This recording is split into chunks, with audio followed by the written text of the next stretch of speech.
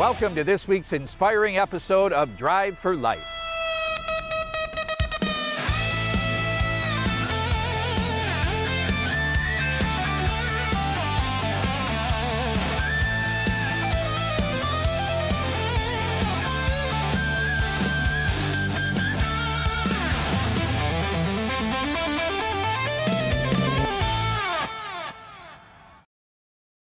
And good evening, ladies and gentlemen, and welcome to another episode of Drive for Life, the Drive to 7,000. I'm your host, Brian Martindale, coming to you tonight from the Carmank Apparel Studios in Bay City, Michigan. And tonight we're joined by Brittany Sharp.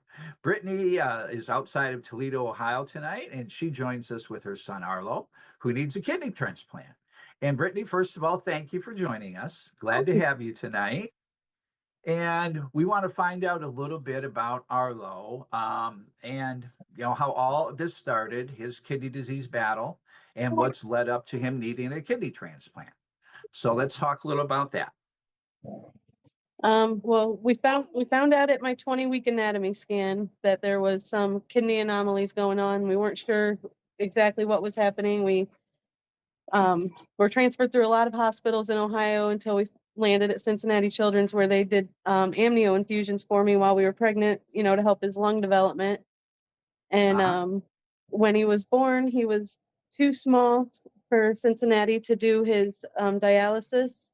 So we got transferred to Chicago, and that's where we got his first dialysis port, was in Chicago. Wow. So he's been on dialysis since a very early time. Oh, yeah, since he was 3 days old. 3 days old. So, and then now he does dialysis, I'm assuming, at home now?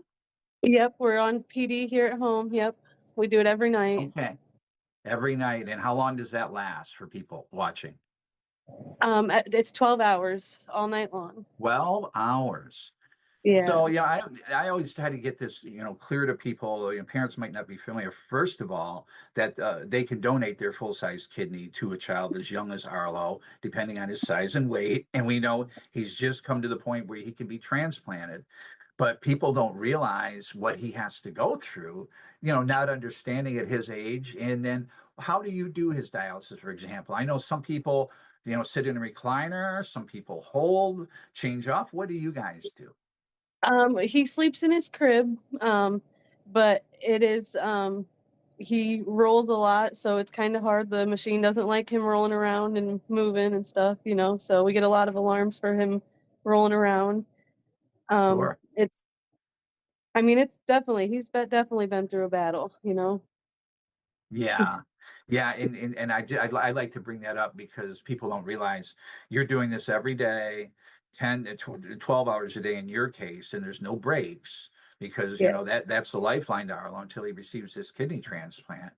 And to do that as parents, you don't have time off, you don't have vacations or anything like that.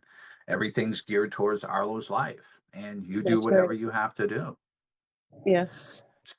So now he is, you're in Toledo, but he's listed at Cincinnati Children's Hospital, from what I understand. Yeah, that's right. Yep. Okay. And how often do you, I know this involves a lot of medical appointments too to get listed. Are you doing a lot of trips back and forth, spending a lot of time between there and Cincinnati? Oh, yes. We're in Cincinnati at the very least, at least once a month, often more, but we have to go down every month for his regular kidney clinic. But a lot of times it's more, but Yeah. And then locally, go ahead. yes, we do. We do local labs sometimes, when we can. And then we have a lot of other specialties that we follow with here at home, in Toledo. Okay. Well, I just, like I say, I want to bring up the seriousness of this and what goes on with a child as young as Arlo, because it's a lot different than when we talk to an adult or we talk to even a teenager or, an adolescent child, as opposed to a child who's on PD every day and having to go through that every night. I can't imagine, try to keep still and get through the alarms and everything. And then let people know too, it takes a lot of equipment to keep him alive and to do PD 10 hours or 12 hours a day, 7 days a week. What does that involve? How does all that get to you? Everything that you use? Yeah, it is. I mean, we'd have to take his blood pressure, his temperature, his weight. We have to do that twice a day. Um, my house, basically looks like a, a hospital room. There's medical equipment everywhere. You know, Right. one of our second bedroom is all medical equipment. Yeah. So I'm assuming you get a delivery once or twice every a week or two. Oh, I feels like I'm bringing boxes. I just brought a box in. It feels like I'm bringing packages in all the time. Yeah. And then, so people know too. Now you use, they ship your dialysis fluid to you, correct? For the Yes. home PD. And how much is used every day? I mean, I want people to get an idea of this in It's size. um it's so it's the size that he uses is a 6-liter bag. So if you can imagine, they're really heavy, big bags. The boxes they bring in are really heavy. I mean, it's the guys, they bring it in on a dolly, stacks of boxes. Right. And that's 6 liters a day to do his PD. Yeah, that's the minimum. Yep. That's the minimum. And then times that by 7 days. That's Yeah. 42 right there at the minimum. Uh, and Yes. and then and then like I say, imagine that in boxes. I know the first time I visited with one of our patients' families, and they took me into their bedroom where they had their child and they did dialysis. One whole wall was just dialysis fluid, for a Yes. week, along with the other things go with it. So Yeah. it's just amazing what you parents do and what you sacrifice and go through for your children. We're going to talk a little bit more about this. We're going to take a commercial break, and we'll be right back with Brittany Sharp and more about Arlo on Kidneys for Kids, Drive for Life. Hi, we're the Soberall Sweet Family. And what's your name? Thea. I'm Keith. And I'm Mallory. My dad name Keith and dad Mallory. In December of 2023, Bear had a kidney transplant. Yeah. Texas Children's Hospital in Houston, Texas. Yeah. And throughout the whole process, Kidneys for Kids was right there alongside us. They helped us make the important connections with the media to get their story out there and ultimately help us find his donor.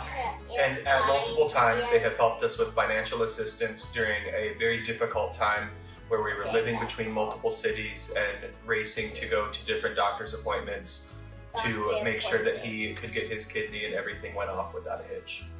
Thank you, Kidneys for Kids. We don't know where we'd be without you. We love you.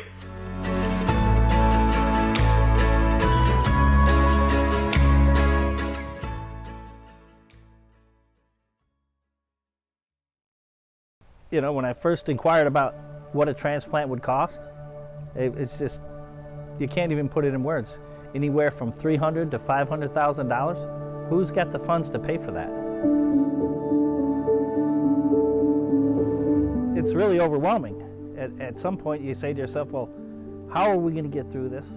Who's going to help us? It's not like they say, this is how much it's going to cost, can you do it? You just do it because you know that that's what's needed.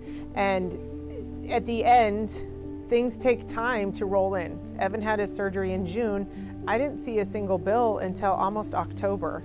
And then all of a sudden, boom. I mean, we're talking thousands of dollars of bills.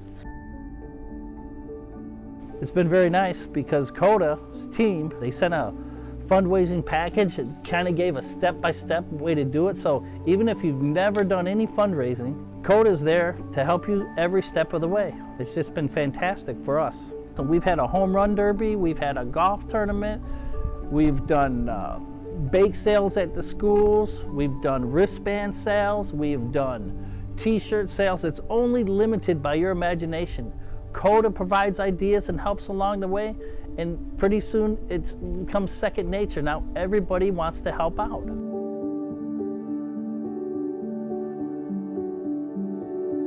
When you talk about having a family that has somebody who has a transplant, it instantly becomes lifetime.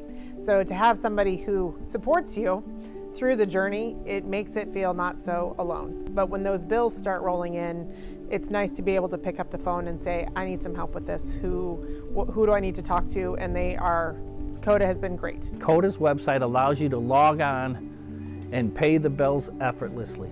Provide them the receipt, and they take care of the rest.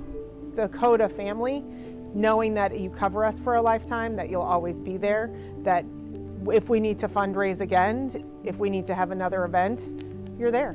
And that's, you can't put a price on it. It's like family.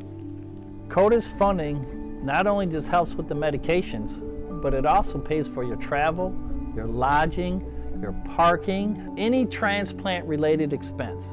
Now, if that costs for me to drive to UNC, it pays for the gas, the lodging, the parking, and the meals. Having Coda behind us allows us to just enjoy our everyday lifetime activities and supporting one another and worry about his health than to worry about how are we going to pay for everything.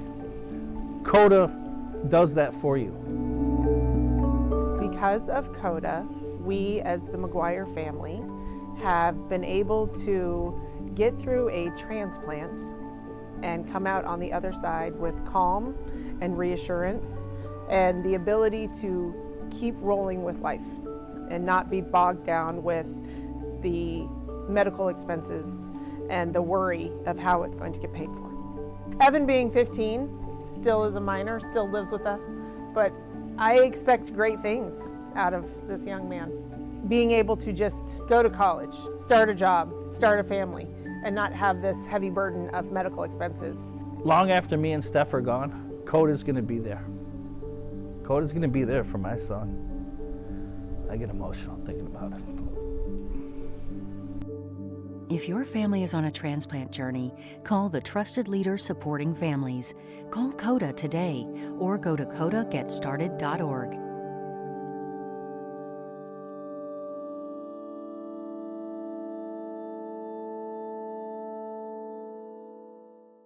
And welcome back again, ladies and gentlemen, to tonight's episode of Drive for Life, the Drive to 7,000. Again, I'm your host, Brian Martindale, coming to you from Bay City, Michigan, in the Carmen Apparel Studios. And tonight I'm with Brittany Sharp. Brittany is just outside of Toledo, Ohio, with her son, Arlo, who needs a kidney transplant. Brittany, again, thank you for joining us. And in the first part, we've talked about Arlo's dialysis, 7 days a week, 12 hours a day. Everything that goes into it, visits back and forth to Cincinnati Children's to make sure he's qualified to receive a kidney. And now we've reached that point, and people now can register, correct? If they're watching this and they're motivated tonight, as far as what they're hearing. Yes. And what would, as far as we talked about everything that it goes into you taking care of Arlo, and everything goes into saving Arlo's life literally every day. What will a kidney transplant do for you, Arlo, and your family? It's kind of hard to imagine, the change that's going to happen. He's to not need a machine to live, that's going to be pretty incredible, just Right. for him to be able to live the life he was meant to, with this, it's truly a gift of life, for him not to be connected to a machine 12 hours a day, or to be in the hospital because of complexities with the dialysis, because there's every day that, you're hoping you don't run into a roadblock or something that came up, or, something wrong with the catheter, or any number of things that can happen on dialysis, so every day is just careful and watching and praying, so Yeah, I mean, I'm sure a new challenge, and wondering what today is going to bring. yes, every day. Yes. So, well, I just want people to know watching tonight that from a donor's point of view, I'm a living kidney donor myself, and I did donate to a 10-year-old girl 13 years ago in January. I just saw her story in the newspaper, and you're watching this story tonight with Arlo and his mom talking about what he goes through. And I was motivated because of reading about what a 10-year-old was going through with her kidney failure. I saw the story at the right time. I was a match, but it doesn't matter if you're matched. And I'm going to explain this just a little bit to you. Sandy, what is Arlo's blood type? Just so we know. O positive. O positive. So, all right, I'm going to correct that. Let's go back. I'm going to ask that again. We're going to cut it. Okay. Brittany, what is Arlo's blood type? O positive. Okay. So why I asked you that is because sometimes people see a blood type in a story and they say, well, I'm not that blood type. I can't help Arlo. And they're only thinking about what's called direct donation. When I was talking about my story with Jessica, we were direct. We were both A positives, and I was able to donate directly to her my kidney. But if you're watching this tonight and you're not Arlo's blood type, you can become what's called a paired kidney donor. And so you would donate through paired kidney donation through Cincinnati Children's Hospital, and you would donate to somebody that's exactly matched to you in their pool of people who need kidneys. And then in turn, the person that matches in their pool as a donor that exactly matches Arlo, that kidney would go straight to Arlo. So in a paired donation, a lot of times you're saving, first of all, two lives because somebody's donating for Arlo and then somebody's donating back to Arlo. And then sometimes there's more than one or two people needed, a donor and recipient, to make matches, and it can cause what we call a chain donation. So sometimes there can be 4, 5, 6 people in a chain that receive kidneys from 4 to 5 to 6 recipients. It's all based on matching and cross matching. So no matter what blood type you are, as long as you're a healthy person watching tonight with 2 healthy kidneys, and wherever you're watching around Cincinnati or anywhere in the United States, because of paired kidney donation, you can donate either directly to Arlo or you can donate through paired kidney donation. And at the end of the show, we're simply going to have the contact here for Cincinnati Children's Hospital Living Kidney Donation Program. And you'll use that to register to test for Arlo, and you'll be contacted. You'll go through basic tests, which are blood and tissue type. And after you pass the basic tests, you go through a whole battery of tests. So you know from stem to stern that you're one of the healthiest people in the world. And I went through mine at 51, and for guys that, in their 50s, you don't know, unless you're somebody that's gone to the doctor regularly. I worked in construction. I just went to the doctor if I was sick. So you're going to find out your whole health picture, total health picture. And if you're healthy enough to donate to Arlo, you are one of the healthiest people in the United States. And we tend to live longer, healthier lives after we donate because we have one kidney left because now Arlo has one and he's healthy, and we take better care of ours. We take better care of our health. We drink more water, we eat more healthy foods, and we just do things that tend to our health. So we tend to live longer as living kidney donors. So that's everything I can throw in about the positive things of becoming a living kidney donor. I'm 13 years out. I'm 64 years old. I run around with the energy of a 30-year-old. You can do the same thing tonight, ladies and gentlemen. You're watching this young man who needs a kidney transplant, chained to a machine 12 hours a day, 7 days a week, and you can take that away from him and his family and give him a new life. I know I've gone on real quick and everything, but I want to get the information out tonight to make people know that no matter where you are, no matter who you are, as long as you're healthy with 2 kidneys, you can be Arlo's life-saving hero kidney donor. Is there anything you'd like to say as far as people watching, anything at all about kidney donation or Arlo and your family? We're just so grateful for anybody even paying attention, for anybody that even thinks about it, or even, it's hard to put into words how thankful we are for anybody that even, thinks about it, to think about giving a kidney, it's just hard to put into words, how grateful we are. Yeah, I like to say we talk about kindness a lot in Kidneys for Kids, and I like to say it's the kindest thing you could do as a human being, and especially this is our 250th year. It's celebrating 250th year of our independence of America, and what more patriotic thing could you do to celebrate our 250th year than becoming a living kidney donor, especially to a child like Arlo? So, Brittany, thank you for joining us tonight. Thank you for being with us with Arlo. Thank you for telling his story. We're going to get people routed to Cincinnati Children's to register to become his living kidney donor. We're going to keep in contact with you and get updates on him.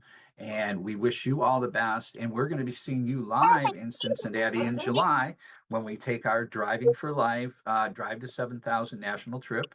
We'll be visiting 33 children's hospitals this summer in 33 different states, including Cincinnati Children's. So you'll see us on, and we hope by the time we reach Cincinnati that Arlo's had that kidney transplant, and we're doing a wonderful follow-up interview with a healthy little boy. So Yes. Well, thank thank you so you. much for having us. Thank you for joining us tonight. And thank you, ladies and gentlemen, for watching another episode of Drive for Life, the Drive to 7,000. I'm Brian Martindale. Have a great evening and join us again next week.